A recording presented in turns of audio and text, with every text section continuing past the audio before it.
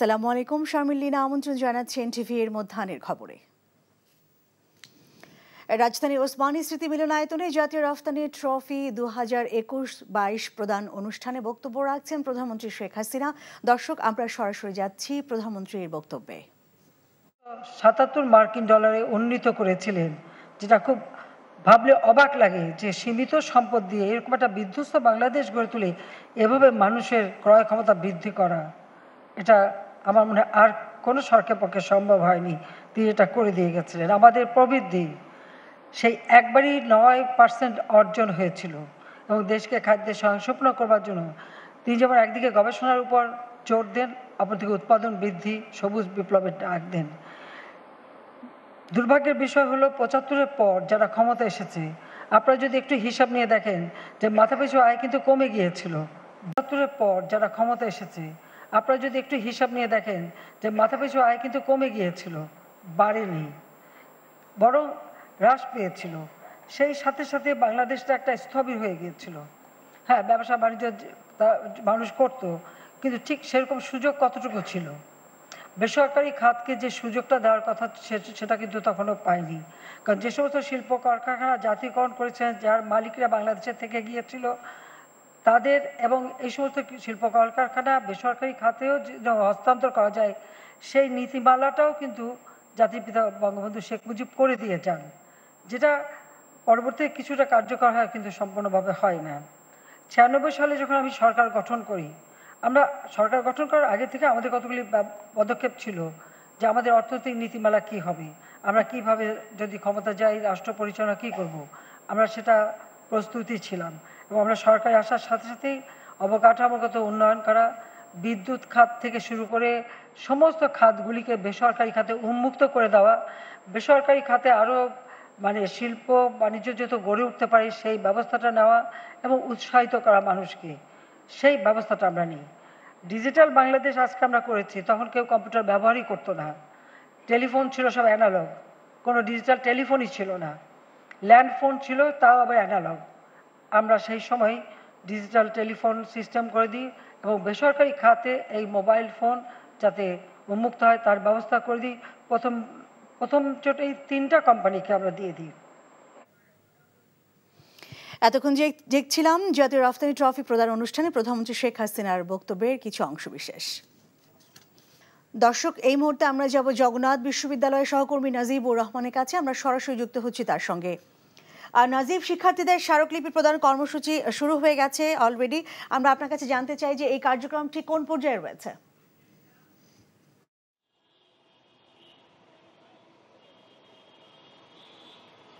লীনা, আপনাকে জানিয়ে রাখতে চাই যে শাহবাগে কিন্তু ইতিমধ্যেই যারা আন্দোলনকারীরা রয়েছেন তারা জড়ো হতে শুরু করেছেন, তবে এখনো পর্যন্ত অভিমুখে যাত্রাটা এখন পর্যন্ত শুরু করেনি। আমরা রাজধানীর বিভিন্ন পয়েন্টে ঘুরেছি যেখানে আসলে আইন শৃঙ্খলা বাহিনীর একটি সতর্ক অবস্থান আমরা লক্ষ্য করেছি।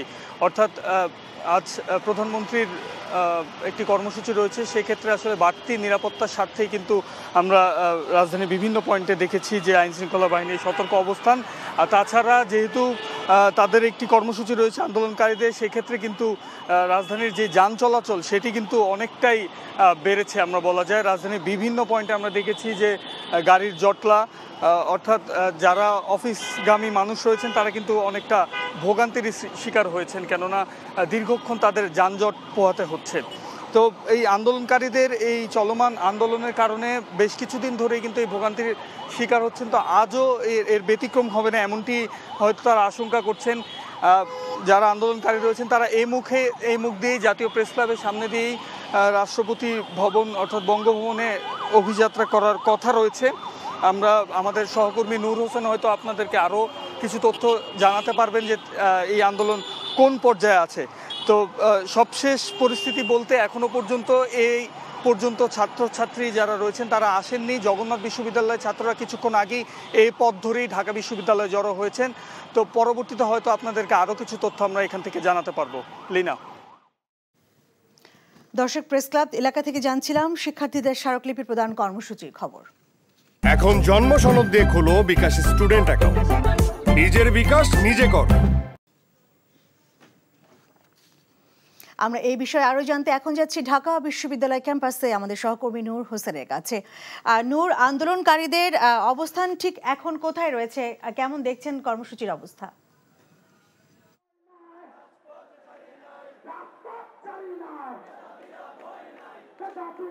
লীনা, বৈষম্য বিরোধী ছাত্র আন্দোলনের ব্যানারে আজকে রাষ্ট্রপতির উদ্দেশ্যে যে রাষ্ট্রপতির বঙ্গভবনে রাষ্ট্রপতির কাছে স্মারকলিপি দেওয়ার যে পদযাত্রা ঢাকা বিশ্ববিদ্যালয় এলাকা থেকে সেটি শুরু হয়ে গেছে। একটু আগে বেলা 11টার পর থেকেই ঢাকা বিশ্ববিদ্যালয়ের কেন্দ্রীয় যে গ্রন্থাগার সেই গ্রন্থাগারের সামনে বিশ্ববিদ্যালয়ের বিভিন্ন ডিপার্টমেন্ট, বিশ্ববিদ্যালয়ের বিভিন্ন হলের শিক্ষার্থীরা এসে জড়ো হয়। বিভিন্ন ধরনের মিছিল নিয়ে, তারা প্ল্যাকার্ড নিয়ে বিশ্ববিদ্যালয়ের কেন্দ্রীয় গ্রন্থাগারের সামনে জড়ো হয়। এর বাইরে ঢাকা বিশ্ববিদ্যালয়ের আশেপাশের যে ক্যাম্পাসগুলো আছে, যে কলেজগুলো আছে, ঢাকা কলেজ, ইডেন মহিলা কলেজ সহ বিভিন্ন কলেজের শিক্ষার্থীরাও এই বিশ্ববিদ্যালয় ক্যাম্পাসে এসে জড়ো হয়, লাইব্রেরির সামনে এসে জড়ো হয়। এর বাইরে জগন্নাথ বিশ্ববিদ্যালয়ের শিক্ষার্থীরাও এখানে ঢাকা বিশ্ববিদ্যালয় কেন্দ্রীয় গ্রন্থাগারের সামনে এসে জড়ো হয়।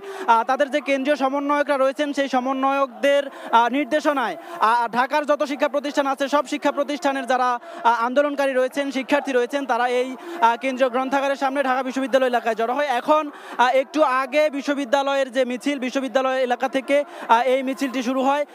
এই মুহূর্তে বিশ্ববিদ্যালয়ের কলাভবন পার হয়ে মিছিলটি বড় রাস্তায় উঠেছে। আজকে তারা শাহবাগ হয়ে, রাজু ভাস্কর্য হয়ে, শাহবাগ হয়ে, মৎস্য ভবন হয়ে, একেবারে প্রেস ক্লাবের সামনে দিয়ে, পল্টন হয়ে, বাইতুল মোকাররমের দক্ষিণ গেট দিয়ে বঙ্গভবনে রাষ্ট্রপতির কাছে তাদের যে স্মারকলিপি সেটি প্রদান করবেন। বিশ্ববিদ্যালয় শিক্ষার্থীরা বৈষম্য বিরোধী ছাত্র আন্দোলনের যারা সমন্বয়ক রয়েছেন তারা 15 সদস্যের একটি টিম করেছেন। যদি তাদেরকে কোনো জায়গায় আটকে দেওয়া হয় সেক্ষেত্রে ওই 15 সদস্যের টিমটি, তারা প্রতিনিধি দল, তারা রাষ্ট্রপতির কাছে তাদের যে স্মারকলিপি রয়েছে সেটি হস্তান্তর করবেন। তারা ভেতরে যাবেন এবং রাষ্ট্রপতির কাছে তাদের যে দাবি, সংসদে জরুরি অধিবেশন ডেকে তাদের যে দাবি এক দফা, অর্থাৎ সব গ্রেডে কোটার যৌক্তিক সংস্কার করে যে আইন পাশের দাবি, সেটির জন্য এখন যেহেতু সংসদ বন্ধ আছে তারা বলছেন জরুরি অধিবেশন ডাকতে হবে এবং এই অধিবেশন ডাকার বিষয়টি যেহেতু রাষ্ট্রপতির এখতিয়ারে, তারা বলছেন তারা রাষ্ট্রপতির কাছে স্মারকলিপি দেওয়ার মধ্য দিয়ে তাদের এই দাবিটি জানাবেন। এর বাইরে তারা আরেকটি বিষয় স্পষ্ট করেছেন, সেটি হচ্ছে গত পরশু তাদের উপর যে মামলাটি দেওয়া হয়েছে শাহবাগ থানায়, সেই মামলাটি যত দ্রুত সম্ভব প্রত্যাহার করতে হবে। এই দাবিটি, এই মামলা প্রত্যাহারের বিষয়টিও তাদের যে স্মারকলিপি দেওয়া হবে সেই স্মারকলিপির মধ্যে রাখা হবে। লীনা, জানছিলাম কোটা বিরোধী আন্দোলনের খবর ঢাকা বিশ্ববিদ্যালয়ের ক্যাম্পাস থেকে। এদিকে রাজধানীর বাইরেও বিভিন্ন বিশ্ববিদ্যালয়ে স্মারকলিপি কর্মসূচি পালন করছে কোটা বিরোধী আন্দোলনরত শিক্ষার্থীরা। সকালে চট্টগ্রাম নগরীর 16 শহর স্টেশন থেকে 2 নম্বর গেট হয়ে শিক্ষার্থীদের পদযাত্রা শুরু হয়। এর আগে 16 শহর স্টেশনে সমাবেশ করে শিক্ষার্থীরা। নগরীর বিভিন্ন সড়ক হয়ে জেলা প্রশাসক কার্যালয়ে স্মারকলিপি দেওয়ার কথা রয়েছে আন্দোলনকারীদের। এদিকে রাজশাহী বিশ্ববিদ্যালয়ের শিক্ষার্থীরা মিছিল নিয়ে ক্যাম্পাস প্রদক্ষিণ করে জেলা প্রশাসকের কাছে স্মারকলিপি প্রদান করতে পদযাত্রা শুরু করেছে। অপরদিকে দেশব্যাপী বৈষম্য বিরোধী ছাত্র আন্দোলন গণপদযাত্রা কর্মসূচি পালন করছে কুষ্টিয়া ইসলামী বিশ্ববিদ্যালয়ের শিক্ষার্থীরা। এছাড়া নাটোরে বিক্ষোভ ও অবস্থান কর্মসূচি পালন করছে শিক্ষার্থীরা।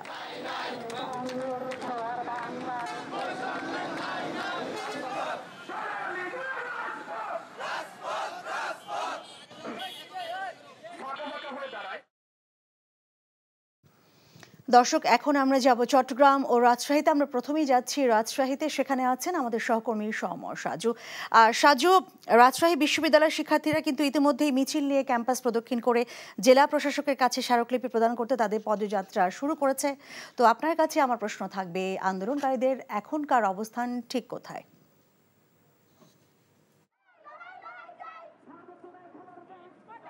লীনা, আমরা এখন আছি রাজশাহী বিশ্ববিদ্যালয় থেকে কোটা বিরোধী এবং কোটা সংস্কার আন্দোলনকারী যে মিছিল নিয়ে যাচ্ছে তারা জেলা প্রশাসক কার্যালয়ের সামনের দিকে যাচ্ছে। তারা ক্যাম্পাস থেকে এখন প্রায় 2 কিলোমিটার দূরে আমরা এখন অবস্থান করছি। এই মুহূর্তে এই মিছিলটি এখন আলুপট্টি এলাকায় কাছাকাছি চলে এসেছে। আলুপট্টি এলাকা অতিক্রম করে তারা রাজশাহী কলেজের সামনে গিয়ে সেখানে এই মিছিলের সঙ্গে রাজশাহী কলেজের শিক্ষার্থীরা যোগ দেবে। এর আগে রাজশাহী বিশ্ববিদ্যালয় থেকে তারা যখন এই মিছিল নিয়ে এসেছিল সেখানে রাজশাহী প্রকৌশল ও প্রযুক্তি বিশ্ববিদ্যালয়ের শিক্ষার্থীরাও সেখানে এই মিছিলে অংশ নিয়েছে।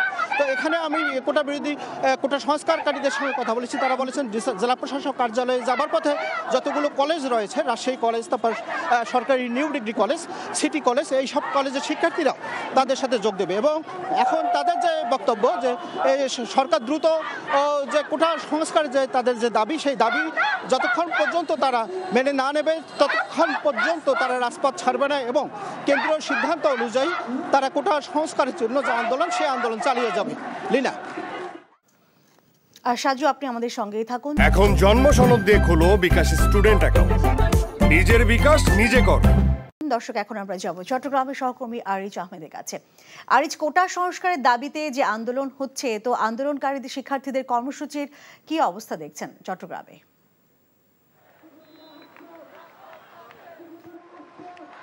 লিডা, আপনি দেখছেন আমার পেছনে আজকে উত্তাল হয়ে উঠেছে চট্টগ্রামের রাজপথ। তারা কোটা সংস্কারের দাবিতে তারা সকাল থেকে পদযাত্রা শুরু করেছে। এই মুহূর্তে তারা চট্টগ্রামের যে কাজিরদেরি হয়ে লাভলেন হয়ে তারা চট্টগ্রামের যে আদালত পাড়া আছে সেখানে জেলা প্রশাসকের কার্যালয়ে স্মারকলিপি প্রদান করবেন।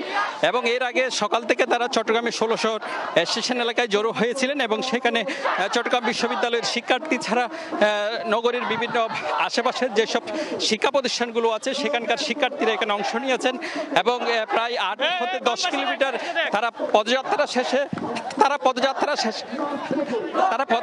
শেষে চট্টগ্রামের জেলা প্রশাসকের কার্যালয়ে যাচ্ছেন। তবে এই কারণে চট্টগ্রামের যে রাজপথগুলো আসলে অবরুদ্ধ হয়ে উঠেছে এবং এখানকার যে আন্দোলনের কারণে চট্টগ্রামের যে অধিকাংশ এলাকায় ইতিমধ্যে যানজটের সৃষ্টি হয়েছে এবং যে কোনো অরাজক পরিস্থিতি ঠেকাতে আইনশৃঙ্খলা রক্ষাকারী বাহিনীর সদস্যরা নিরাপত্তা ব্যবস্থা জোরদার করেছে। লিনা, এ ছিল এখানকার সর্বশেষ। জানছিলাম রাজশাহী ও চট্টগ্রাম থেকে সেখানকার কোটা আন্দোলনের সর্বশেষ খবর। বৃষ্টিপাত ও নদ নদীর পানি বৃদ্ধি না পাওয়ায় উত্তরাঞ্চল ও সিলেট বিভাগের সার্বিক বন্যা পরিস্থিতির উন্নতি হয়েছে। তবে এখনও যমুনা সহ অনেক নদীর পানি বিপদসীমার উপর দিয়ে বইছে।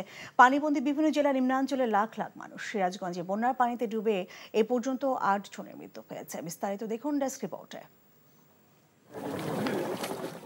ভাসমান জীবন তাদের, বাড়িঘর হারিয়ে ভেসে চলে বন্যার পানিতে। সবকিছু ওলট পালট করে দেয় অতিবৃষ্টি, উজানের ঢল। কুড়িগ্রামে নদ নদীর পানি কমলেও এখনো চোখ রাঙাচ্ছে ব্রহ্মপুত্র ও দুধকুমার। 2 নদীর পানি বিপদসীমার উপরে। ডুবে আছে বেশিরভাগ চরাঞ্চল। শিশু সন্তান, গবাদি পশু নিয়ে দুর্ভোগে দুর্গতরা। খুব পানির মধ্যে কষ্ট করে থাকি, খাওয়া নিয়ে পানির উপরে সহির উপরে মনে করো থাকি, ছোঁয়া নিয়ে কষ্ট। ঠিক মতো রান্না বান্না করে খাওয়া যায় না। গরিব বাসীর কষ্ট, মানুষের কষ্ট, রাইতে থাকা মাকা কষ্ট।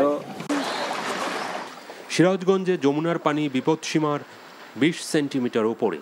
বন্যার পানিতে ডুবে সদর উপজেলা শাহজাদপুর ও চৌহালিতে ইতিমধ্যে প্রাণ গেছে শিশুসহ 8 জনের।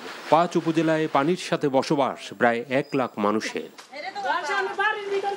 যমুনার পানি কমলেও জামালপুরের দেওয়ানগঞ্জের বাহাদুরাবাদ পয়েন্টে এবং সরিষাবাড়ির জগন্নাথগঞ্জ ঘাট পয়েন্টে নদীর পানি বিপদসীমার উপরে। 6 উপজেলার 40 ইউনিয়নের প্রায় 2 লাখ মানুষ এখনো পানিবন্দী। গাইবান্ধায় ব্রহ্মপুত্রের পানি বিপদসীমার উপরে। 29 ইউনিয়নে এখনো পানিবন্দী প্রায় 50,000 মানুষ। বিভিন্ন এলাকায় তীব্র নদী ভাঙন। বন্ধ রয়েছে 80টি শিক্ষা প্রতিষ্ঠান। বগুড়ায় পানিবন্দী 50,000-এর বেশি মানুষ। পাঠদান বন্ধ রয়েছে প্রায় 1/2 শিক্ষা প্রতিষ্ঠান। সুনামগঞ্জে সার্বিক বন্যা পরিস্থিতির উন্নতি হলেও এখনও ডুবে আছে 12 উপজেলার হাওর পার। এছাড়া বিভিন্ন জেলায় সার্বিক বন্যা পরিস্থিতির উন্নতি হলেও সুপেয় পানি, শিশু খাদ্য, গোখাদ্যের সংকটে বানভাসীরা। কিছু এলাকায় ছড়িয়ে পড়েছে পানিবাহিত রোগ। শওকত করিম, NTV নিউজ ডেস্ক। এই ছিল মধ্যাহ্নের খবরে। এই খবরের ভিডিও সহ আপডেট জানতে ভিজিট করুন NTV online www.ntvbd.com।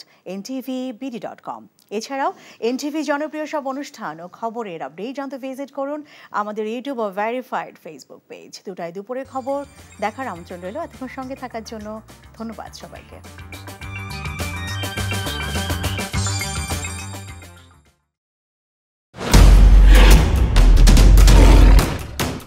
Masud chairman চাপলে কি হয় জানোস না? এমন মায়ের মারুম কুত্তার মতো খালি সাইড পারবি। তুই যদি আমার বউ আস, তুই হবি রাজরানী আর আমার বউ টুনি বিবি তোর বান্দি। আমার সংসারটা কেন ভাঙতে সময় না? নিজের জামাই আটকা রাখতে পারেন না? কেমন বউ আপনি? কেলেঙ্কারির আর কি বাকি আছে? বদনাম তো শৈলেই লাগছে। আপনার প্রথম বউ কি আত্মহত্যা করছিল নাকি আপনি মারছেন?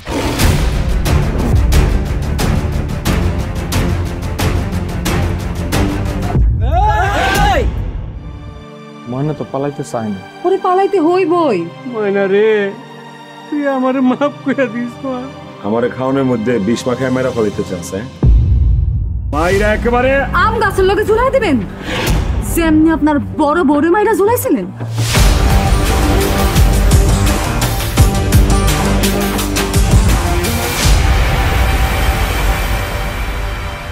এখন জন্ম সনদ দিয়ে খোলো বিকাশ স্টুডেন্ট অ্যাকাউন্ট।